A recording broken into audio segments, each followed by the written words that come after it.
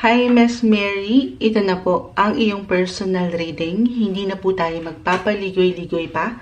Itong ilang deck of cards na ating gagamitin ay akin muna pong ilalagay sa gilid. Okay, Miss Mary, dito muna po tayo sa iyong tarot reading kung saan po ay pinapili kita ng tarot deck na ating gagamitin. At ito nga po yun. Ayan, dinoble check ko pa ba? Hindi ito yon.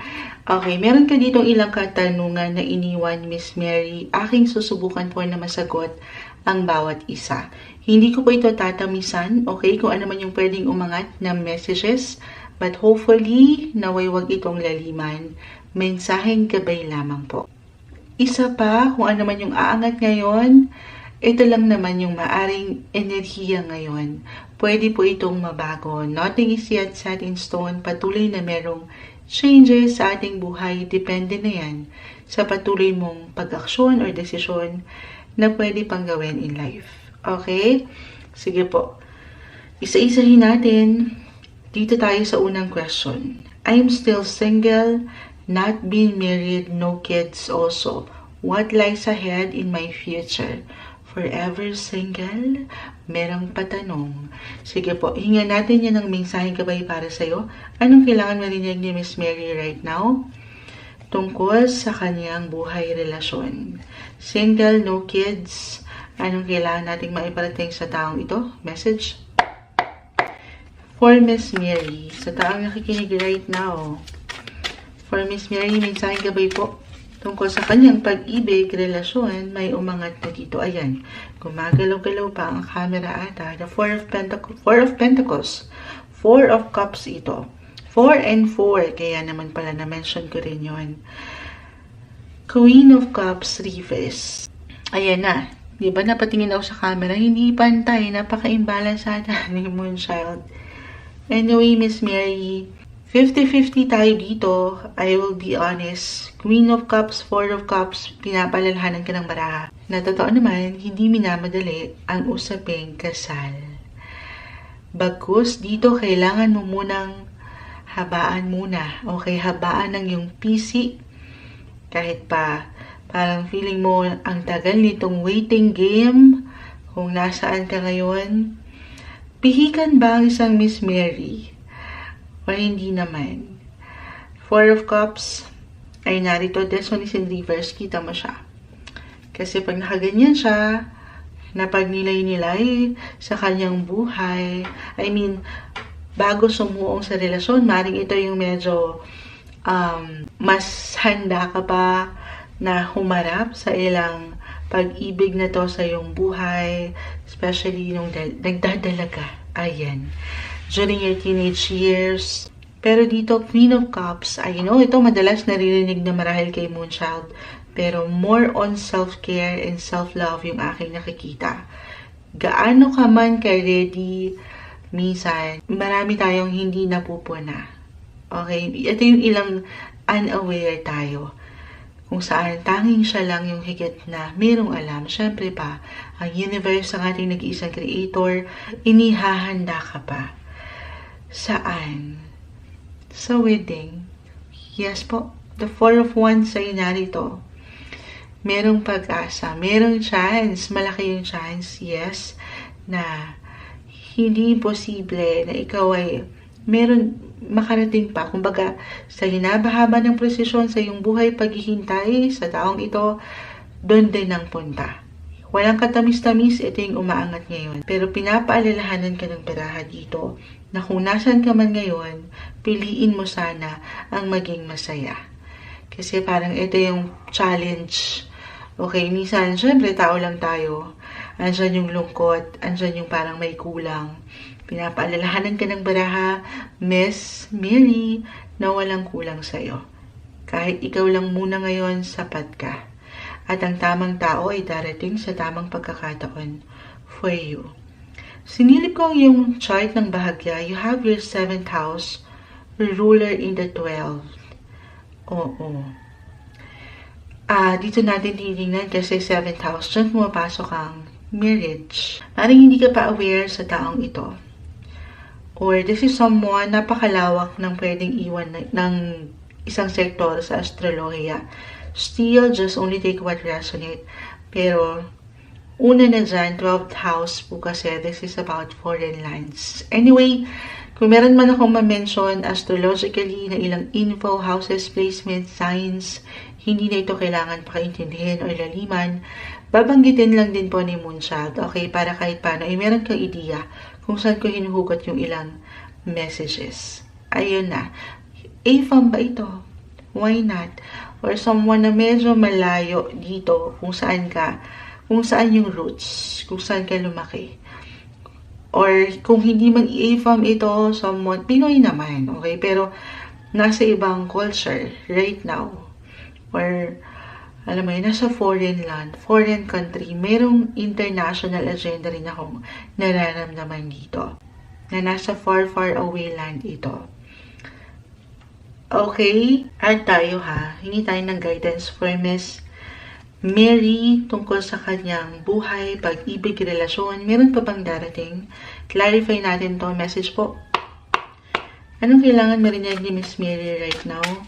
Tungkol sa kanyang pag-ibig, relasyon. Meron pa bang darating? What lies ahead sa kanyang buhay, relasyon? For Miss Mary, sa taong maaaring makapakinig nito, Miss Mary, ayan na. The Two of Wands. Ayan, medyo marami pala sila. Ito na eh. Clarify tayo. International matters. Nasa ibang bansa o ibang lugar. Hindi kailangan mag-apply yon kung A-fam man or ano. I do not do predictive reading po. Ano? Kung sino, saan, kailan. Guidance lang mula sa cards. Pero, parang clarify tayo. Sabi ko nga, merong air travel dito or international matters. So, why not? Kung magiging open ka dito, the King of Swords, maring ito reversal tayo every time. Baka naman, Moonchild, nainip na ako, ready na ako physically, mentally, emotionally, financially. Baka kasi siya yung hindi pa ready. Reversal tayo every time. So, ayaw naman nating magmadali sa posisyon, sitwasyon na hindi pa pala okay. Merong dahilan, okay? Bakit hindi? Kung magiging bukas ka, Miss Mary, ito na naman si Moonchild, patuloy na maging bukas, sa iyong approach. Kung andito talaga yung kagustuhan, I mean, ready to mingle, open pa rin ang puso mo para dito kay the one. Para lang hindi magkaroon ng, baka ma-stuck na lang doon, hindi na mabigyan ng pag-aksyon o hindi na makarating sa'yo ang yung person na ayaw natin. Kasi parang ang tahimik lang. 7th house, 12th house po, tahimik lang ang yung person. Or ikaw rin ito. Andito ka sa yung secret place, sa yung hidden shell or little shell, comfort zone, na syempre pa walang mangyayari doon daw. Okay, hindi nagmamadali ka ni Moonchild. Sabi kasi ni Moonchild, lumabas-labas na, maging bukas. Ito po ay sa iyong paraan. Okay, wag madalian kasi dito sabi ko nga, kailangan ready ka. Physically, mentally, more on self-care, self-love, tutukan mo muna yung ikaw. Yung kumpiyansa rin na meron ka sa iyong sarili, kailangan buo yan. At gayon din siya. Dapat buo rin siya para pag nagsalpukan kayo, ayan, buong-buo ang bawat isa nang walang pagkakulang or pagkasobra. The Queen of Wands, andito, ikaw na to. Yung, sabi ko nga, yung confidence, yung lakas ng loob mo, very independent ka kasi, okay? Pero andito ang celebration, isa lang po yan sa aking nakikita kung aking silang i-apply. Ayan. Kung ating i-relate yung ilang cards mo, meron pa pong chance. I mean, yung approach. Ano yung approach mo, Moonchild? Try something new, something different, kahit over the net ito since nami-mention ka na yung ibang lugar, ibang bansa. Okay? Huwag lang magmadali. Yun lang yun. Very important kahit pa. Parang feeling mo na huhuli na. I mean, nandito na, napakatagal.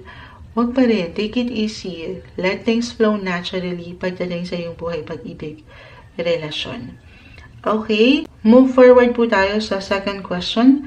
I have this Cancerian man born. Okay?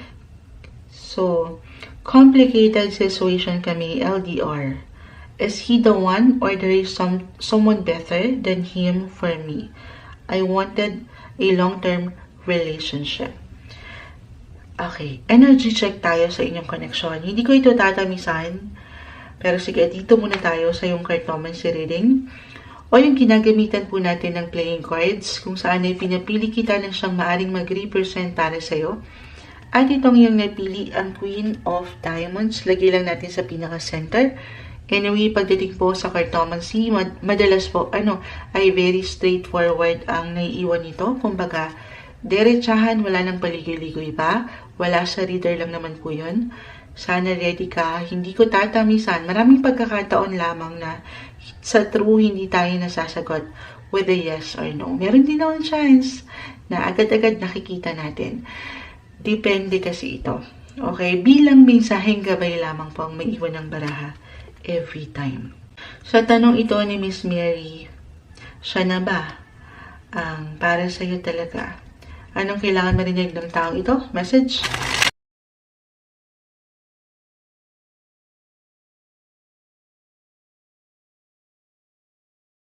Para sa kanya na ba ito? Ayan na. Okay. Lagay lang po natin, position natin ito ng pagganito. Ayan. Later natin bubuksan. Isa-isahin natin.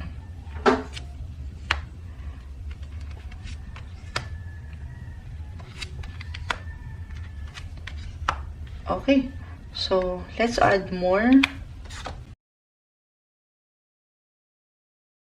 Miss Mary, again, pagdating po sa cartomancy, straightforward to, although medyo complicated yung aking nakikita. Napatingin ako sa isang message mo pa dito. Okay. Okay. So, Miss Mary, dito kasi, ito lang yung ngayon. Again, nothing is yet set in stone. Kung ano man yung nakikita natin sa cards mo, maaaring ito lang din yung kondisyon sa iyong sitwasyon na kinakaharap. Okay, pero yung outcome, yung resulta, at the end of the day, wala po sa mga baraha. Guidance lang po. Is he the one or there is someone better?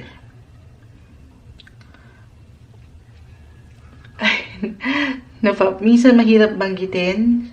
Merong ilang person na umangat. Dito ako nakatingin sa ilang unang bumagsak. Siya na to. At sa true lang, gaano man kayo ka-okay ngayon? Okay ba kayo? Sabi mo nga dito parang kaka-reach out nyo lang ba ulit sa isa't isa? Regardless, I see imbalance po. Hindi kayo magkatinginan ng posisyon, ng direksyon, may gap. Kahit pa physically, magkatabi kayo, or mentally, nag-uusap naman, emotionally, attached pa rin, may gap akong nakikita. Sabi mo nga, ito, meron ditong involved or dito kayo sa third wheel, third party situation. Diretsahan, Miss Mary, hindi ito wasto. Sex ang nakikita ko. Sobrang unhealthy. Merong unhealthy patterns. The ace of, ayan, ano yan? Spades, ayan. Ito, hindi mo kailangan gawin lahat ng payo ni Moonchild, but something must end. Okay?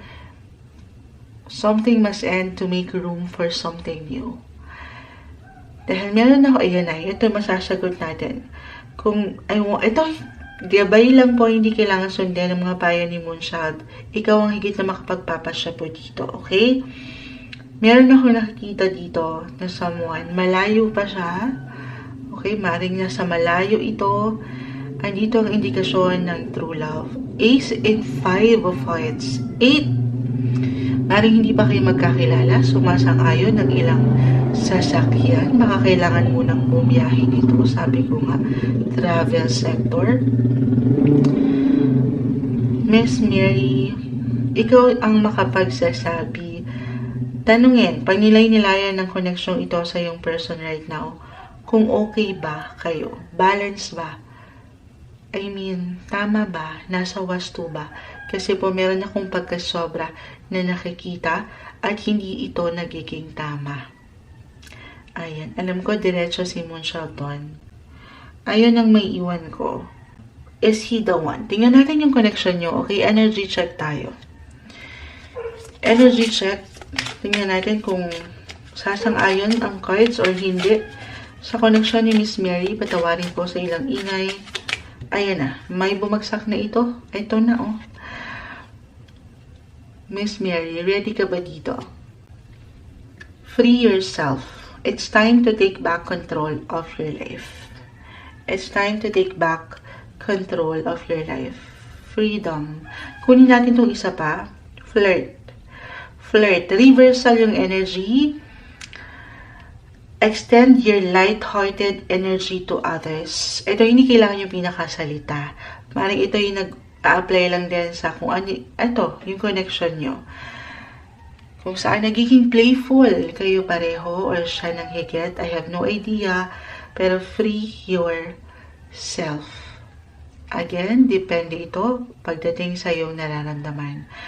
Pag nilay-nilayan, do some reflection sa inyong connection, Miss Mary. Check mo pa rin kung nasa ano ba to, balance. Check for an alignments. At samahan ng dasal. Okay? Anyway, meron kang pahabol na katanungan dito. Gusto kong malaman kung ano yung mind ng person mo towards sa'yo. Diretsahan.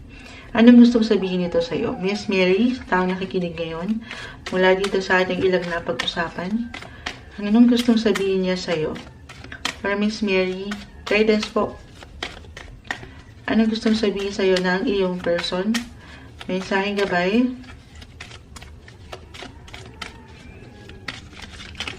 Ayan na. May mahal na akong iba. Actually, nakatingin siya sa ibang posisyon. May mahal na akong iba and susubukan ko ng magbago. Paano yun? Paano yun, Moonchild? Gusto ko yung i-clarify. Okay?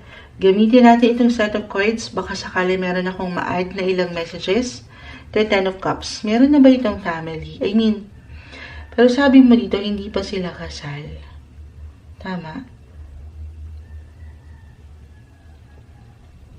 Ayan, nahihirapan ako. Hindi pa sila kasal. Pero okay. Regardless naman, Ten of Cups, this is about family. Queen of Cups, Seven of Wands. Merong, ito reversal again, merong gustong mag-give up. The Magician.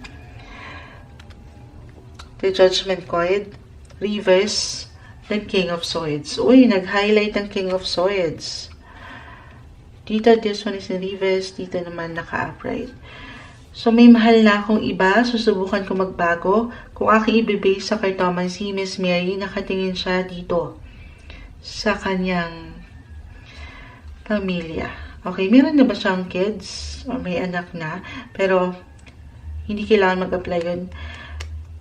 I feel sa yung cards na yung focus, mas nagbibigay din doon sa kapareha niya ngayon. I mean, doon sa partner niya talaga, doon siya nagiging buo talaga. Ayan, diretso si Moonchild. Ayan, napapabuntong hininga ako. Pero, ayun po. The Magician, umangat din kanina.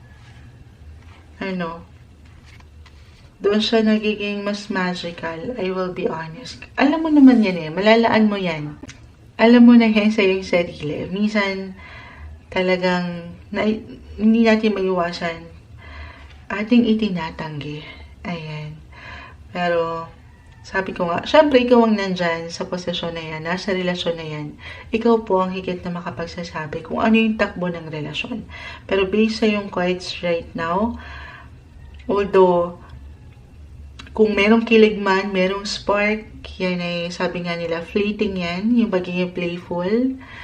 Hindi yan nagiging long-term. Sabi mo dito, gusto mo ng long-term relationship. Ito yung ngayon, Miss Mary, pero maiwan ko na ayan po, ang maiwan ng baraha sa'yo. Alam ko, minsan naghirap iwan yung ilang messages. Pero, alam ko, ready ka naman po. Mensaheng gabay lamang. Okay? Let's move forward sa last question. Okay, sige natin. Parang ganyan naman siya pantay. I'm planning to work abroad. If I'm going to pursue it, will it be successful? Or I better find work here because the man I'm dealing with don't want me to go. And I'm confused, but I don't know if he's serious with me. Sige po. I'm planning to work abroad. Astrologically, next year, tama ba? Oo, especially in the second half po. Ito kasi si Jupiter, which is the planet of luck. Planet of luck, giver of gifts and luck, expansion, wealth. It will enter your 10th house of career, especially second half of 2024. Hindi mo pa man ito ma-realize agad-agad. Okay, ito isang proseso na kailangan pagkatiwalaan. Pero may something good luck, good fortune pagdating sa iyong buhay karera. Okay, claim natin yan. Ngayon pa lang. Okay, I'm planning to work abroad. Anong kailangan marinig ni Miss? Diretsahan muna tayo. Miss Mary, bakit may sumasamang monology dito sa deck na ito? Tingnan nga natin. The energy is gaining momentum. Hindi natin pipigilan yun. The energy is gaining momentum. Sabi ko nga, it's a process, pero yan ay parang unti-unti mag-iinit, mapupunta sa success. Claim na natin yan. Parang kinlarify tayo to, no? Yes, malayo, pero malapit ka na rin. Walang imposible. At tayo for Miss Mary, kung pupunta sa abroad to work, magiging okay kaya ito? Ayan, ang dami-dami. Kunin ko pa dito yung pinaka po. Diretso ang sagot for Miss Mary. Magiging okay kaya kung sakali siya magtatrabaho sa abroad? Hopefully, you're ready. Ito lang yung ngayon. Diretsahan to. Yes. Yes daw po. Why not coconut? Okay. Ito yung umaangat sa'yo. Sige, clarify natin. Gamit pa rin itong dito naman tayo. Sige, dito na lang din sa iyong sa isang tarot deck. Message. Ano kailangan marinig ni Miss Mary? In regards sa travel, guidance po para sa taong ito. Kapag siya ay nag-work abroad, the star. The star is in reverse. The star, kahit pa yan ay baliktad-baliktarin natin, the star is still the star. Stay positive. Baka ito lang, ganun lang to, Miss Mary. Stay positive sa iyong ilang kahilingan, sa mga tala. Ayan, ipagdasal ito kasi baka nagiging nega na sa ilang sitwasyon. Lack of faith, ayan, umaangat. Or walang tiwala sa sarili. Stay optimistic, malaking bagay yun para ma-manifest yung alam mong deserve mo. Okay? Deserve mo ang higit pa na growth pagdating sa iyong buhay career. Or meron talagang meron kang maisa sa katuparan na pangarap. Hindi pa huli ang lahat. Miss Mary, kuha tayo ng advice dito. In regards sa ating ilang napag-usapan, sa taong nakikinig ngayon, ano kailangan marinig ni Miss Mary? Ayan na. Step out of your comfort zone. North Node, this is about your destiny. Sabi ko nga, tulungan ang sarili na maging bukas sa ilang posibilidad po. Mapausap yung pag-ibig man yan, karera. Hindi pa huli ang lahat. Andito yung hope, the star. Your hope, your wishes. Meron at merong pag-asa. Habang may buhay, may pag-asa. Parang ganon. Oo. It's time to release negativity. Tanungin ang sarili, ano yung ilang nega sa iyong paligid? Sabi ko nga, yung ilang nagiging unhealthy. Unhealthy patterns, unhealthy relationship, unhealthy ways. Para mas lalong bumuka ang mga bulaklak. Hindi. Magbukas ang pinto ng magagandang oportunidad para sa'yo. Kasi baka nagkakaroon lang ng ilang blockage. Kasi nakafocus ka sa ilang sitwasyon, posisyon, relasyon na hindi tama. Ayan, hindi tama para sa'yo. It's time to release negativity and step out of your comfort zone. Ito yung umaangat na messages para sa'yo, Miss Mary.